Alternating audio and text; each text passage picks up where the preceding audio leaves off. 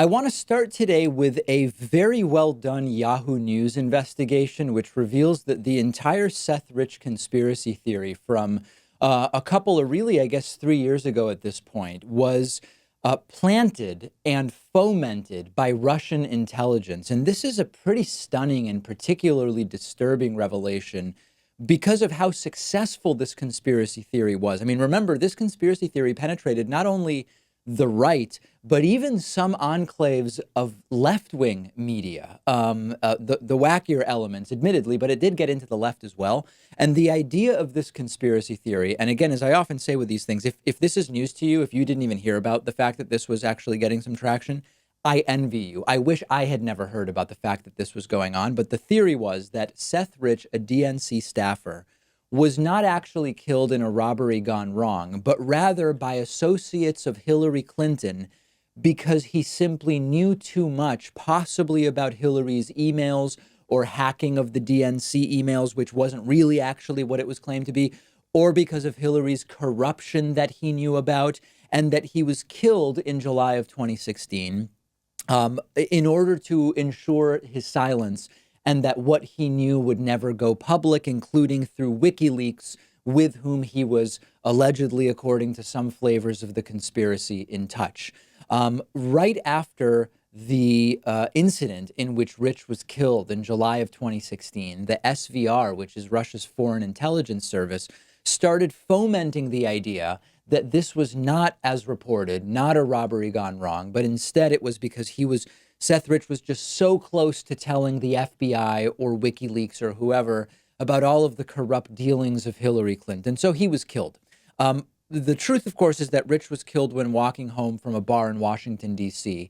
He was on the phone with his girlfriend at the time, and he was shot twice in the back of the head. And an element of the story that is sometimes included is that there were these connections with Julian Assange's WikiLeaks. And then after the SVR initially participated in creating this conspiracy, the Internet Research Agency, which is this Russian troll factory, which we've talked about before, which engages in social media disinformation campaigns, started aggressively circulating the conspiracy and getting it more auction. And of course, we know that it was eventually spread by allies of Donald Trump, including Roger Stone.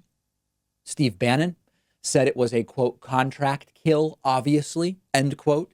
Trump attorney Jay Sekulow said it, quote, sure doesn't look like a robbery. Sean Hannity ended up running with it. We saw Alex Jones talk about it, I believe. I'm going from memory now. And then even some elements of the left were spreading this conspiracy theory. Shockingly, I'm not even going to name them. You can research them if that's interesting to you. Now, I don't even know that I need to point out some of the problems with the conspiracy theory. There are many, but I'll include just a few.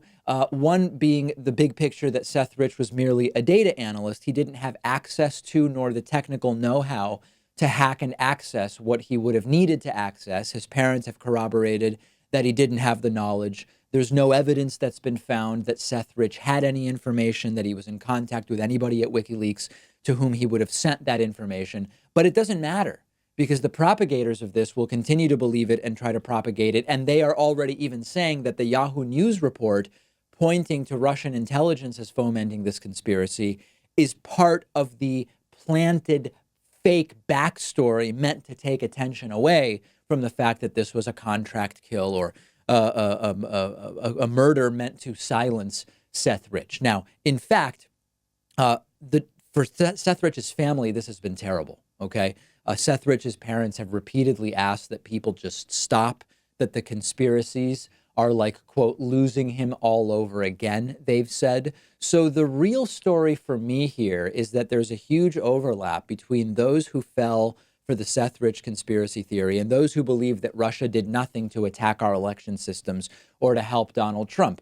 Lots of Seth Rich conspiracists also see the Russia story as a completely fabricated one. Seth Rich conspiracists are often also Russia deniers, and it turns out that it's the same Russian forces that claim that they like to say did nothing at all with regard to the election that were actually the ones pushing this Seth Rich conspiracy theory in front of more and more people. Now, if you're wondering why is it in Russia's interest to push such a conspiracy theory, it's the same reason that it's in their interest to do everything that they've done. It's consistent with Russia's desire to foment chaos and destabilize basic democratic systems, and spreading the notion that one of the presidential candidates might have had someone killed before they could blow the whistle on them.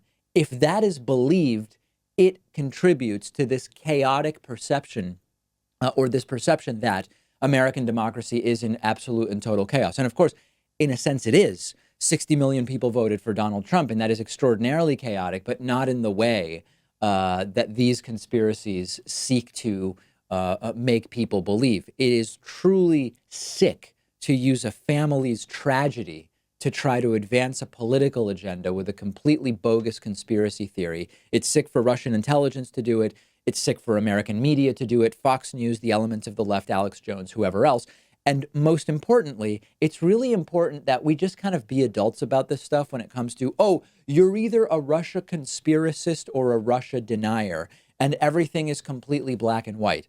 Russia, like many countries, has intelligence services. They have geopolitical priorities that they determine what they believe to be the best ways to try to encourage. The United States does a ton of this stuff in other countries. This is not unique to Russia. I have not really met anybody that I consider serious that has this sort of horse blinders, black-white view of Russia is uniquely bad, evil, whatever, or Russia is simply, there's nothing to see here whatsoever. Mostly the people that are actually thoughtfully thinking about this stuff, that might be an oxymoron, thoughtfully thinking, that are actually thinking about this stuff critically, see Russia as one of many countries that has intelligence operations and intelligence operatives all over the world. And they happen to have been more successful than many other countries over the last 3 to 5 years. That's basically it. And jumping into these very black-white, the black-white thinking that pervades a lot of people's minds every time Russia is mentioned is destructive and also counterproductive. One of today's sponsors is Impeach the Card Slap Game. You can't slap Donald Trump in real life, but you can slap him in this really funny and intelligent two-player card game. And you can get it for 10% off at davidpakman.com/impeach. Impeach the Card Game is perfect for having friends over, hanging out with family members who have a sense of humor about Trump. We've been playing it at my place. I really don't think you'd be able to find a game that does a better job of satirizing today's political climate in such an intelligent way. I've had a ton of fun with it. I think you will too. You can tell a ton of time and careful thought went into the game design and the cartoon artwork and the humor. It never gets old because you're always discovering new jokes and political commentary in the game. We were talking to the creators of the game, and they said one of the goals was that players might even learn something new as they play. I think it would make a perfect gift for anyone, really of any political orientation, because of how clever it is. And when you go to davidpakman.com/impeach, you'll get 10% off the game, but you can also get 10% off any of the hilarious clothing and accessories in the online store, including t-shirts, coffee mugs, tote bags, all featuring funny original political cartoons about the president. Get a super fun and witty gift for yourself or someone you know, whether it's Impeach the Card Slap Game or any of the other awesome stuff in the gift shop, and get 10% off of all of it when you go to davidpakman.com/impeach.